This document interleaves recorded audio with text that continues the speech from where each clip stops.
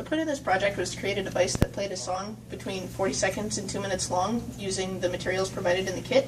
Some of these materials included the wood for the structures, the wood base, steel pipe, solenoids, and motors. We also utilized string, popsicle sticks, pipe cleaners, and zip ties. Our group's main goal with the frame was to balance simplicity with functionality and stability. So we made all of our attachments at 90 degrees so as to make the drilling and the attachment as simple as possible. We also made a cross beam to connect the two taller support beams so that there wouldn't be any transverse motion which might affect the functioning of the chime machine. Each group was given 4 solenoids in the construction of their design. We determined that the easiest way to strike the actual chime was with the solenoid itself. Originally, our group planned to use the solenoids in a different orientation than is currently displayed, but was later determined that it was ineffective in striking the chime completely.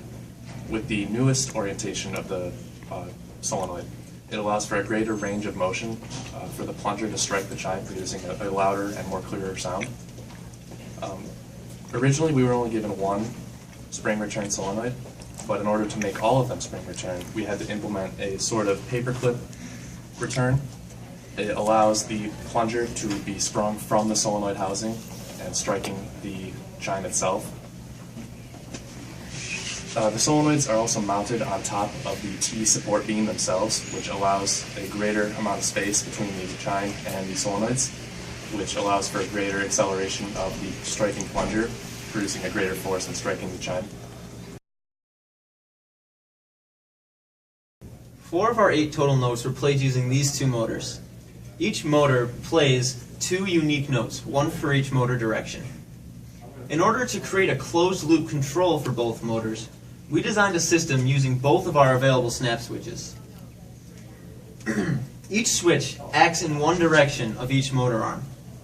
In order for each motor arm to activate the switches, we had to attach popsicle sticks to the top of each switch to increase the effective switch area.